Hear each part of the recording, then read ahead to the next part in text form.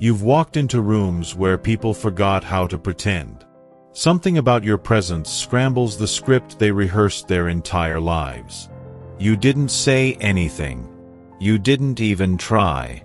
But something ancient in you reached something buried in them, and now everything around you feels unstable. Not because you brought chaos, but because you exposed their performance. They stare because they're hoping your existence is a mistake, something they can unsee. But they can't. You're the glitch in their illusion. You didn't break their system. You revealed it. Everywhere you go, you set off internal earthquakes in people who thought they were grounded. You weren't just a moment in their lives.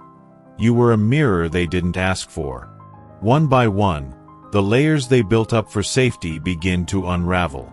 Not because you attacked them, but because your truth has gravity. It pulls apart the false scaffolding they've clung to for identity. And as that scaffolding collapses, they're left exposed, naked under the weight of a reality they weren't ready for. But you were never the destroyer. You were the signal. And now that signal is waking everything up. It wasn't just a moment. It wasn't just a coincidence.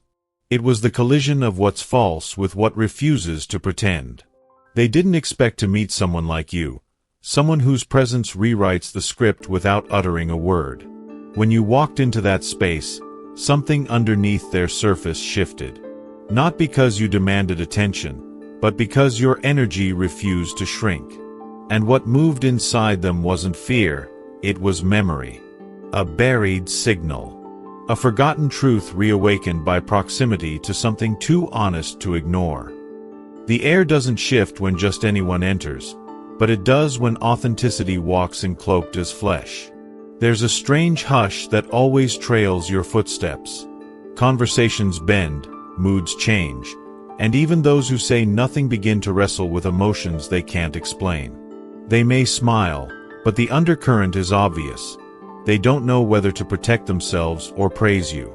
And that contradiction isn't random. It's the aftershock of a soul fully alive moving among those still fumbling through borrowed personalities. It's not that they fear you. It's that you remind them of something their comfort zones made them forget. They weren't ready to wake up, but you didn't come to ask for permission. The reaction you spark isn't pleasant for those clinging to a filtered version of reality. When your truth rises, it peels back the illusions they swore were necessary to survive. Some flinch. Some freeze. Some retreat.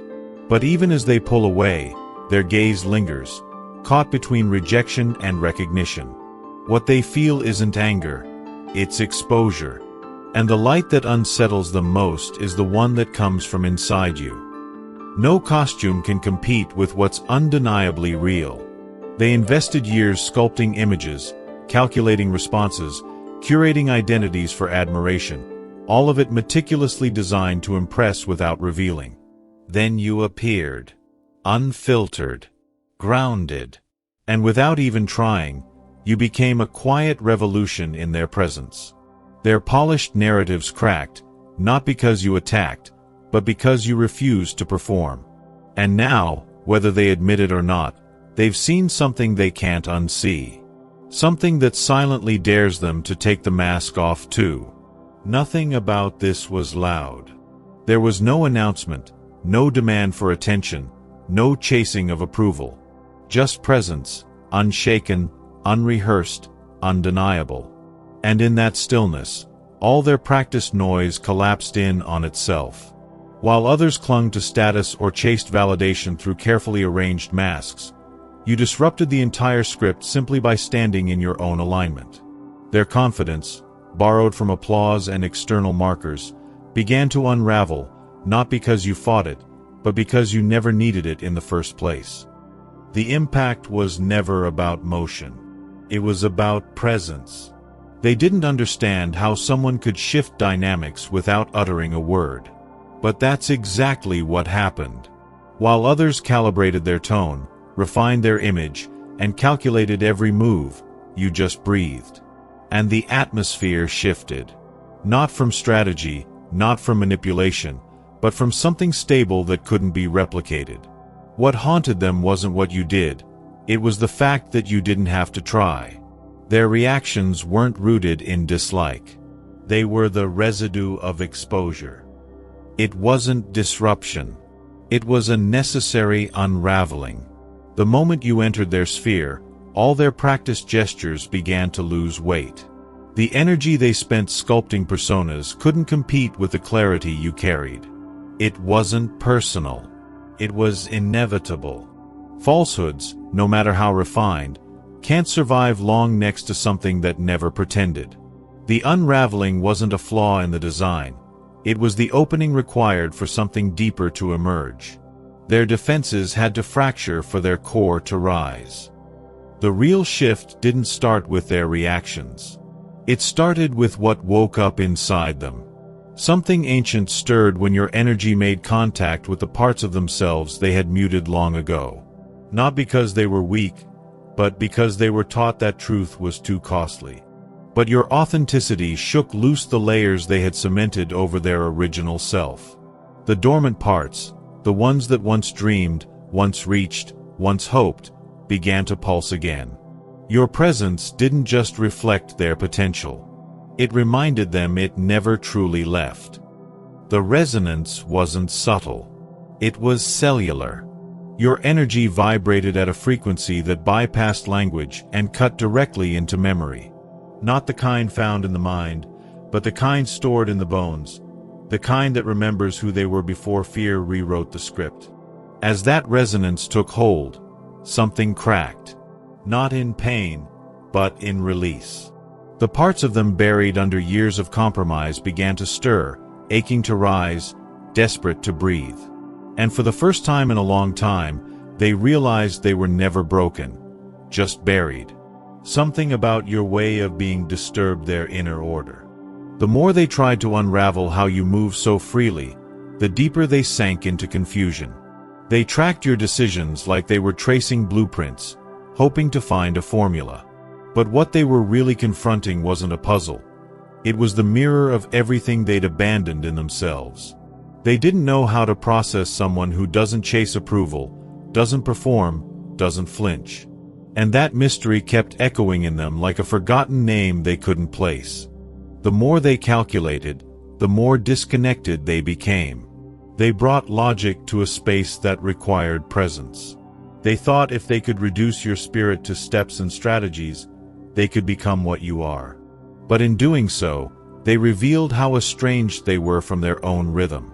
They treated your essence like a code to crack, and that very dissection distanced them from their own truth. While they treated life like a system to master, you reminded them it was something to feel again. Something they hadn't done in years. In their failed attempts, something unintentional began to grow: awe. After exhausting every method, they stumbled upon something they hadn't expected: reverence. The inability to pin you down opened them to the possibility that maybe the real power lies in not having to explain everything. That maybe some things are supposed to be felt instead of proven. And that maybe the very force they sought to replicate was never meant to be copied, only awakened within. Old tactics fell flat in the presence of real. They used to sway people with subtle guilt and masked control, shaping narratives to their favor without ever saying much. That kind of influence had worked every time, until now. With you, none of it landed. Their usual moves didn't cause confusion or doubt. Instead, they met a calm stillness that didn't need to respond. A presence that saw through the pattern before it even began. You weren't threatened. You weren't impressed. You simply were. Their biggest weapon lost its power when you didn't flinch. You didn't play into the game. You didn't defend yourself. You didn't entertain their subtle traps or invisible chains. You observed. You understood. And then, you moved on. That unshakable calm wasn't apathy, it was liberation. They had never seen that before. And it rattled them. Because for the first time, someone didn't fall into the role they had prepared. And then came the internal fracture. The moment they realized their grip didn't work, the illusion they held of their own strength began to shatter. Not all at once, but steadily, like a statue cracking from the inside. They had mistaken manipulation for intelligence, control for strength, performance for power. But now, faced with something real, they saw how much of their identity was built on choosing fragile targets. You weren't one. And their entire structure started to tremble under that truth. They weren't ready for someone who didn't flinch at pressure, didn't fold at manipulation, and didn't lean on borrowed influence to feel strong. Every tactic they once used so confidently now fell flat, exposing a truth they had long refused to face. The strength they claimed was never theirs to begin with. It had been propped up by exploiting those unsure of their own power. But you didn't give them a foothold. Your refusal to participate stripped away their illusion, not with force, but with clarity. And that clarity revealed the hollow core of what they called control. They thought power meant bending others. You showed them it meant knowing where you end and others begin. What rattled them wasn't just the walls they hit, it was the way those walls didn't move. Your limits weren't tentative, weren't performative, and definitely weren't up for discussion. They were the invisible architecture of someone who had paid too high a price to abandon themselves ever again. They pushed, expecting negotiation. Instead, they met silence that didn't budge. And in that moment, they saw the difference between someone who fears being violated and someone who knows they won't be. Those limits weren't barriers, they were foundations. They had grown used to treating boundaries like guidelines to be twisted, strategies to be bent, access points to be worn down over time. But what they met in you was the unmoved resolve of someone who didn't need to prove anything. Your refusal wasn't spiteful, it was sacred. Your peace wasn't a shield, it was a signal.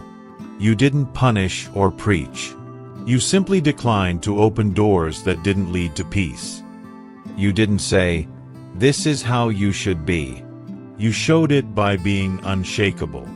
Without trying to correct or convert, you offered a living contrast. And that contrast made them remember things they'd buried. How it felt to be honest with themselves, to hold a line without guilt, to walk through the world without shape-shifting for approval. Watching you wasn't comfortable. It wasn't easy. But it was undeniable. And in that mirror, they saw how far they had drifted from the center they once knew. You didn't have to speak a new language. You were one. They couldn't track your rhythm because it didn't follow the choreography they were taught. You weren't playing for applause. You weren't reacting on cue. You weren't even in the same room, spiritually speaking. While they analyzed consequences and played out power games, you moved from something deeper, something older. And the more they tried to match your movements, the more lost they felt, because the rulebook they used wasn't written for the realm you were operating in. And deep down, they knew, you didn't change the game, you left it. Everything about your rhythm disoriented them. They were used to tracking people through familiar signals: hesitation, reaction, ambition. But what you brought into the room didn't align with anything they'd memorized. You responded in ways that seemed to defy logic, not because they lacked reason, but because they weren't rooted in fear. While they braced for impact in every difficulty, you leaned into the unknown like it whispered secrets only you could hear. Your peace wasn't passive. It was earned. And that quiet clarity unsettled the chaos they mistook for control. They believed control made you powerful. You showed them trust made you unstoppable. While they constructed plans and backup plans, you tuned into something deeper, something untouched by noise. What made you different wasn't strategy. It was surrender. Not to people or patterns, but to a rhythm that doesn't need to shout to be real. They mistook your stillness for luck. But it was alignment. They didn't realize that when you operate in tune with what's eternal, the temporary can't shake you. Your peace came from somewhere they couldn't access, because they were too busy trying to predict what you'd already transcended. Every decision you made hit them like an echo they couldn't trace. They wanted your power to come from effort, something they could mimic. But what rippled from you wasn't force. It was authenticity. You didn't dominate spaces. You tuned them. And the ripple didn't stop where they thought it would. It went further, undoing, reweaving, softening. While they clung to friction, you let grace lead. You made tension look optional. And in doing so, you forced them to question the very system they thought was essential for survival. Your way of existing didn't fit the template they inherited.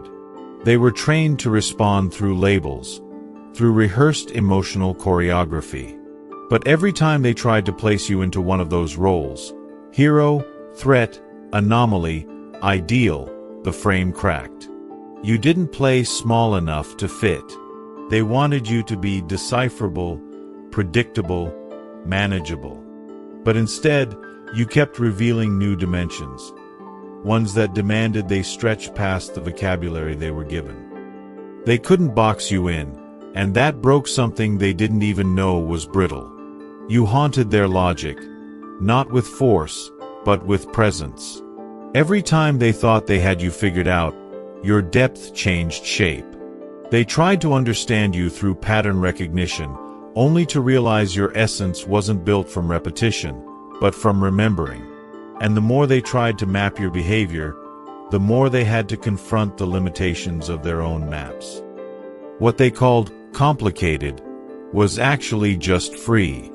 Their obsession with categorizing you wasn't curiosity, it was control in disguise. But you weren't designed to be sorted. You moved from a knowing that existed before they named anything. And that truth, that people like you don't conform to the shapes others need them to be, shattered their framework. You weren't the exception. You were the proof that everything they were taught was only one version of what's possible. They had spent their lives sorting people into fixed roles, treating identity like a formula. But nothing about you followed that design. You weren't here to fit into their definitions. You forced those definitions to stretch. You didn't rebel. You simply moved from depth. And that depth made their systems feel small. What they once saw as complexity, they began to recognize as freedom. Every layer of you they encountered pulled their perception further away from the simplicity they clung to, urging them to consider a more expansive truth. Conflict had always been their invitation, but you never RSVP'd. They provoked. You listened. They escalated. You exhaled. It wasn't avoidance, it was evolution. They expected the usual friction, but what they met instead was absence of tension. Not apathy, not fear, but sovereignty. Your stillness exposed their noise, not through effort, but by refusing to mirror it. You didn't shrink or retreat. You simply held your space without needing to defend it. And in that, they saw how power could exist without domination. They weren't just disarmed, they were left questioning their entire toolkit. The silence you held wasn't passive. It was directive. Each moment you declined to engage became a silent lesson in strength without armor. You weren't afraid to confront, you just refused to waste your essence on noise. You made them reconsider what power looked like.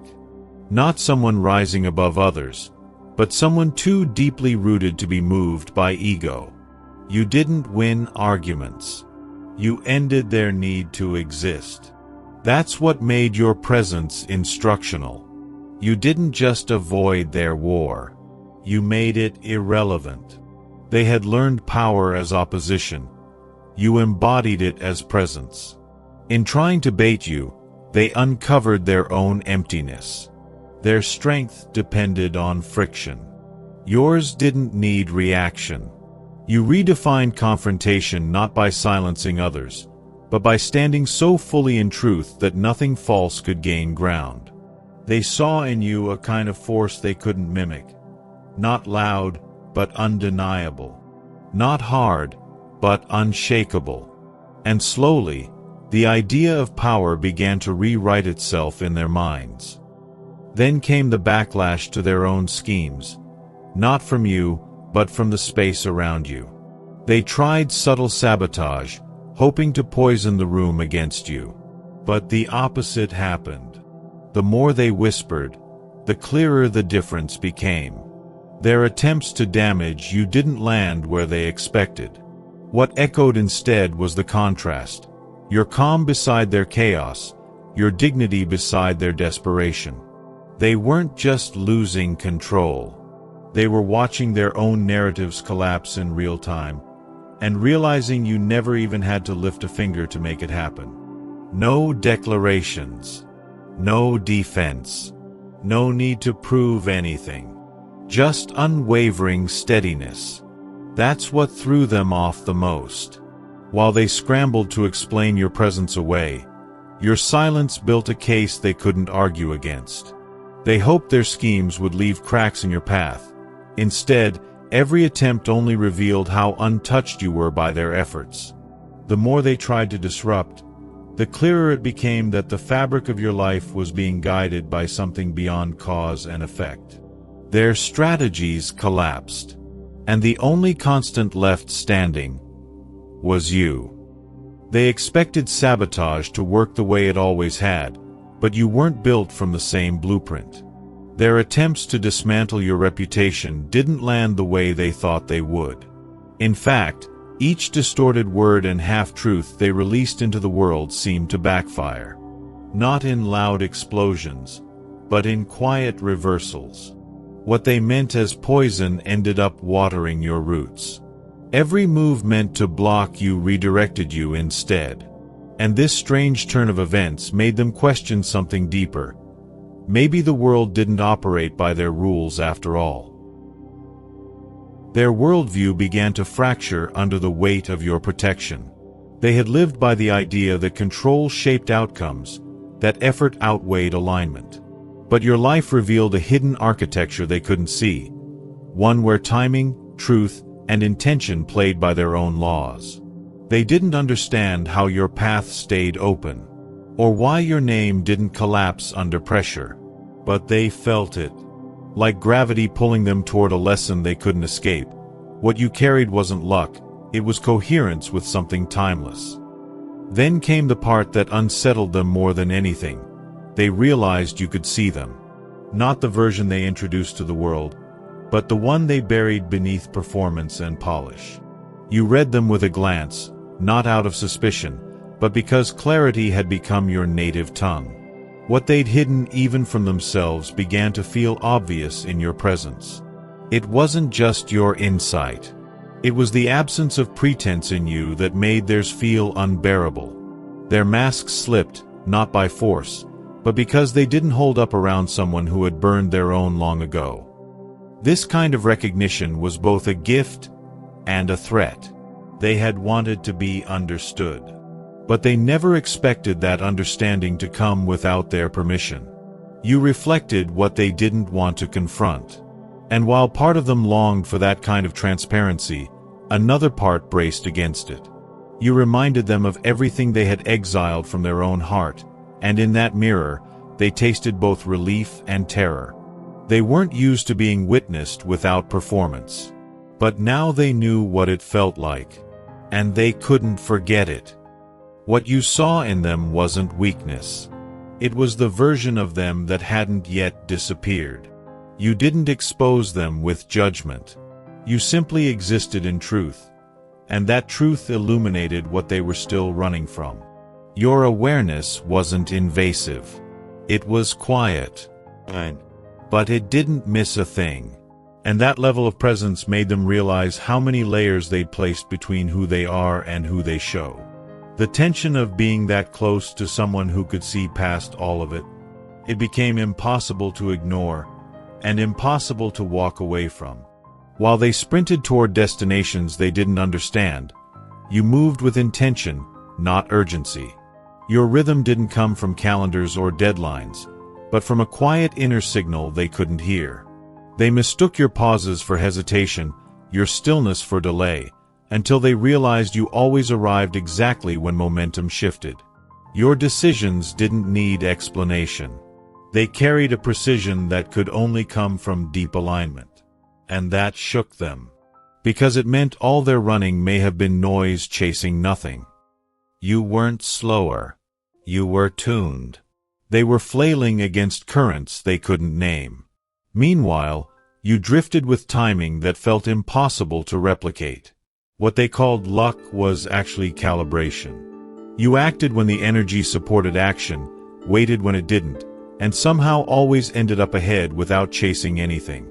It wasn't randomness. It was resonance. And that made their hustle feel outdated, like trying to carve paths through terrain that would have cleared itself if only they had waited.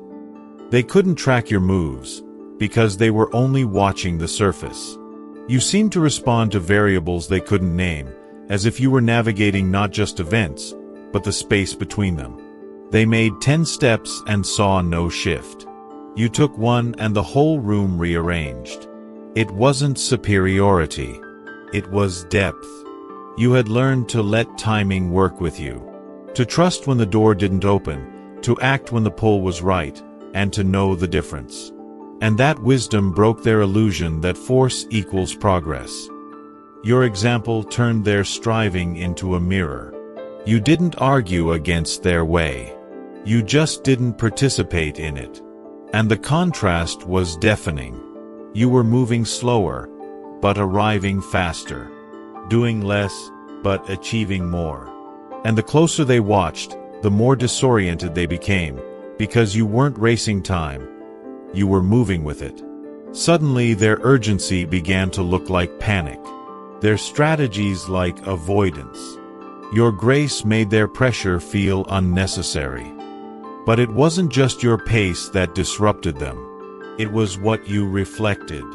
There came a moment when they stopped watching you with envy and started watching you with grief. Not because you had something they didn't, but because you had become something they abandoned. You didn't just remind them of possibility. You reminded them of themselves. Before they made trade-offs they never questioned. You lived as proof that freedom never required them to shrink. That they never had to disappear to belong. And that realization hit harder than any confrontation ever could. They didn't know whether to thank you or run from you. One part of them wanted to learn.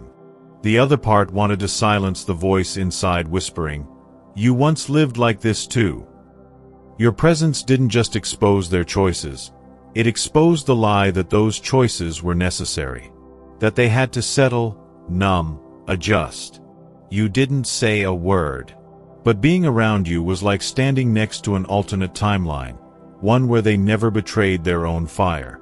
And facing that timeline came with both longing and sorrow. You weren't their enemy, but you were their reckoning. You didn't shame them. You didn't try to pull them back. You just kept walking in your truth. But that alone created friction, because your existence reminded them that the door was never really locked. That nothing truly stopped them from returning to their wholeness except the belief that it was too late. And every time they watched you, they saw what it looked like to reclaim that belief, and what it cost them to ignore it.